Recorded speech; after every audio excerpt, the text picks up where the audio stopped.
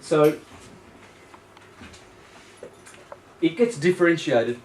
The pineal gland produces a positive fluid, the pituitary body produces a negative fluid, and the positive fluid goes down the pingala, red, all the way down to the sacrum here. This is the sacrum. And the pituitary body sends the negative fluid down the ida, and this is the shushumna in the middle. So you have the two kundalini serpents, and the oil is differentiated here in the third ventricle, and it comes to the sacrum. This is where Scorpio is. Now, the sacrum, you'll find this information in 10 natural treatments you haven't heard of until now, William Wong. The sacrum forms the bottom pump for the cerebrospinal fluid respiration. The sphenoid and occiput bones at the floor of the brain form the top of the pump. When you breathe, these cranial bones teeter-totter against each other at their meeting point in the centre bottom of the skull. This action pumps brain fluid around the brain case and down the spinal canal. Again, when you breathe, the sacrum rocks minutely, front and back, pumping the fluid back up. So, every month, when the moon is transiting your sun sign, when it's transiting your sun sign, you all know your sun sign? I'm Aries. Johan, Scorpio. Sister? Leo. Leo. Aquarius.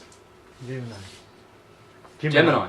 Okay, so when the moon is in Gemini, every month she goes through every sign.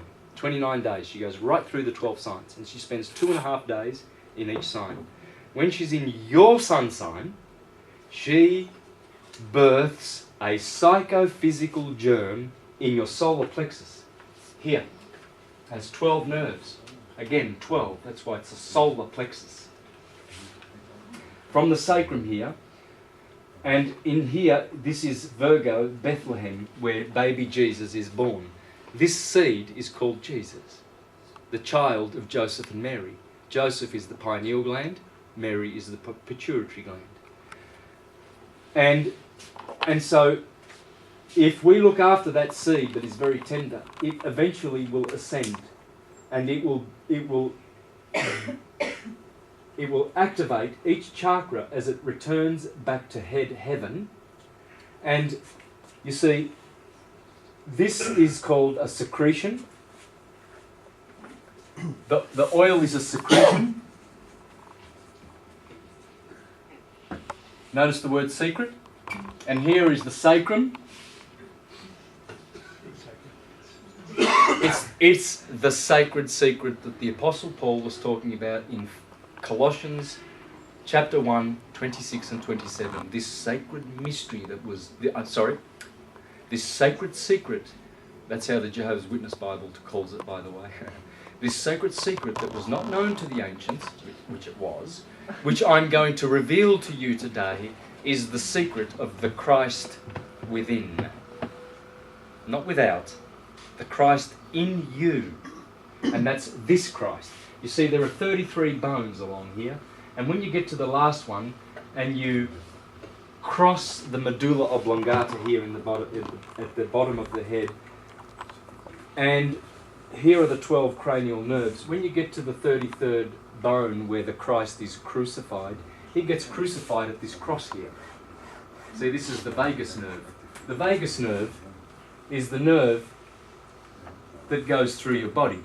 It's vagrant. It just wanders around through the body, feeding the heart, the liver, the spleen, the kidneys, all the vital organs, and then it returns all the fluid back to the cerebrum. Aries, the ram, the Lamb of God. The Lamb of God. In the book of Revelation, it mentions the Lamb of God 29 times. What have sheep got to do with salvation? And the most holiest of books. Every chapter, there's only 22 chapters. 22 again, Revelation, because it's the 22 paths of the Kabbalistic tree. When you look properly, you will see it.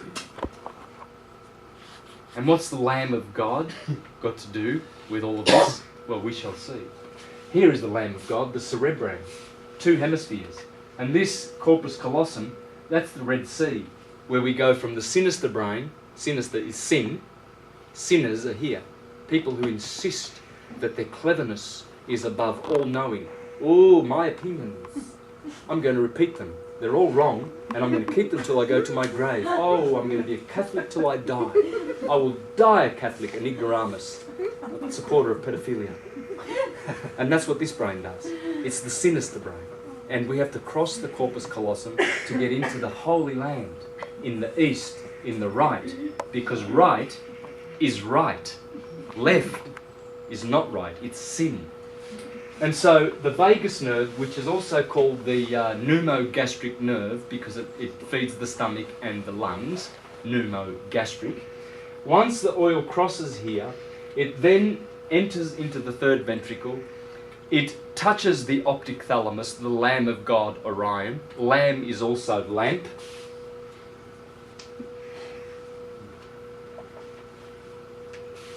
Because it's the lamp that sees, the eye, the simple eye. Keep your eye simple and your whole body will be illuminated.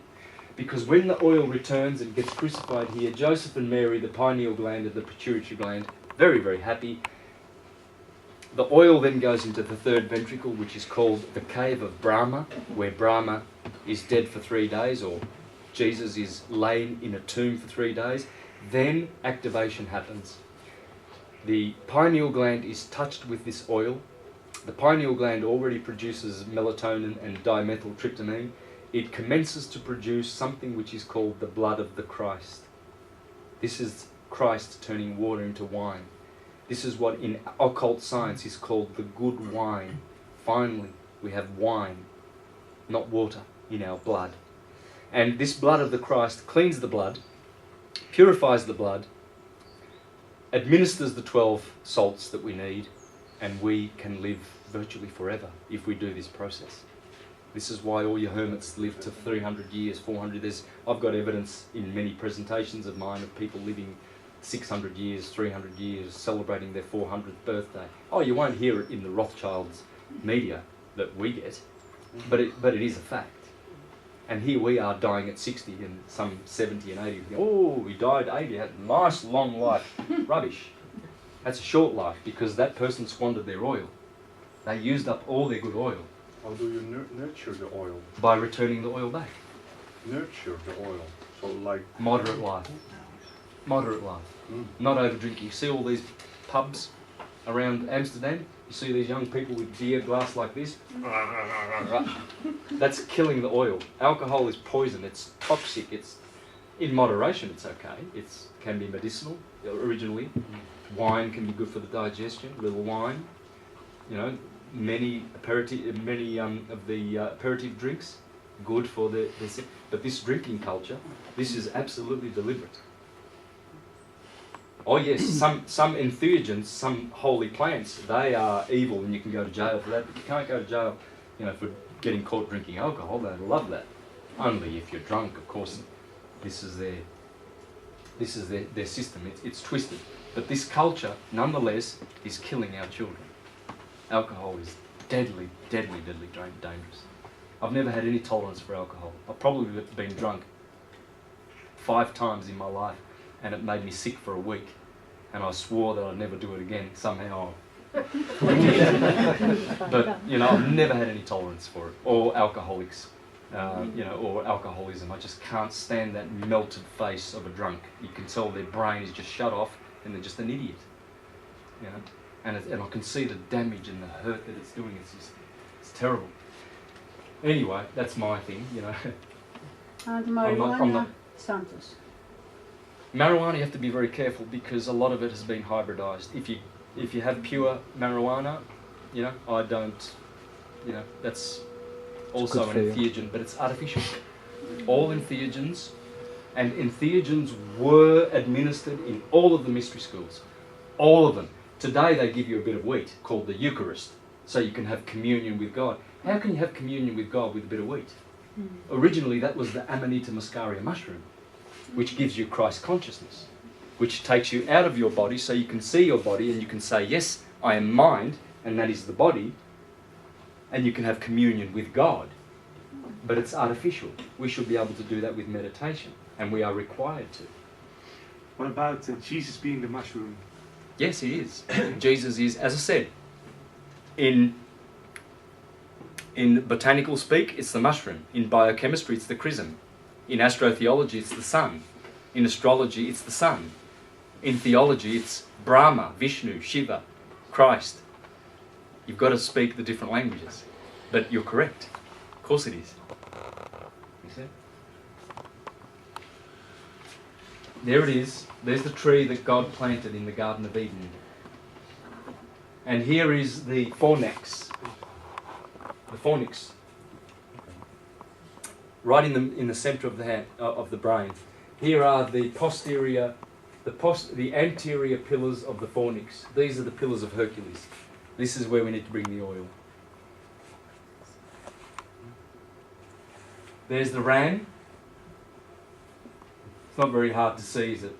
The cerebrum, Aries. You can just see it's the shape of the bulls, the horns of the ram. And there are the pillars, the two pillars. We have to bring the oil through there. And when the oil finally gets through there, here are the pillars. These are the pillars of Hercules. This is Jesus returning back to heaven, resurrecting. Because the oil, once it gets into the third ventricle, it stays dead for 3 days in the tomb. Then the stone is removed, an electrical impulse is sent through those two pillars, and it goes through into the right side of the brain, as it says, east or the right, means the same thing, and then it activates all the dormant brain cells. In our cerebrum, we have dormant brain cells, sleeping. That's why you see all these people sleeping. We call them sleepers, don't we? And Jesus says, in the days of the end, people will be eating and drinking, buying and selling, until the flood came and swept them all away. The flood is the flood of consciousness. It always is. There's two kinds of destruction, water and fire, in the scriptures. The fire is Promethean fire, the fire of consciousness. And it comes and it destroys all the sleeping ones. Hence, very dangerous to be sleeping. And there is Hercules.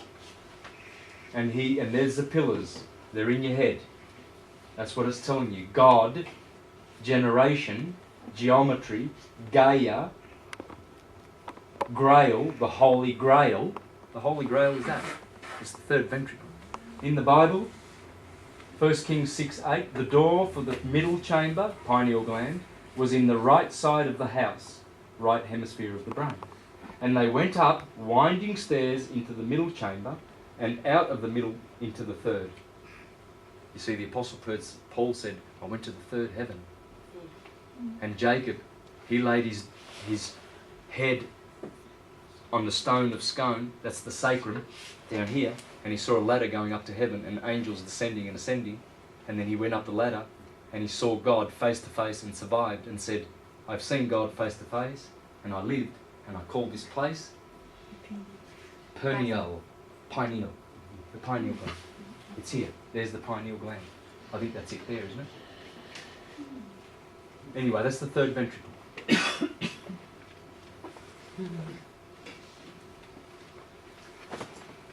Remember I said in the head are the 12 signs of the zodiac. We said Aries is here, Taurus is the eyes, Gemini the nostrils, Cancer, Leo, Virgo is in here. And then we said that Libra was the two olives here. These are the two olives. Olive, olive. Remember Jesus before he died? Before he was crucified, he was on the Mount of Olives. That's the Mount of Olives. This is the mountain. Up. Mountains are high. And here we have two pyramids. Pyramid, pyramid. There is the pons. Pons is bridge. It's the bridge to heaven. Head. And we need to get there.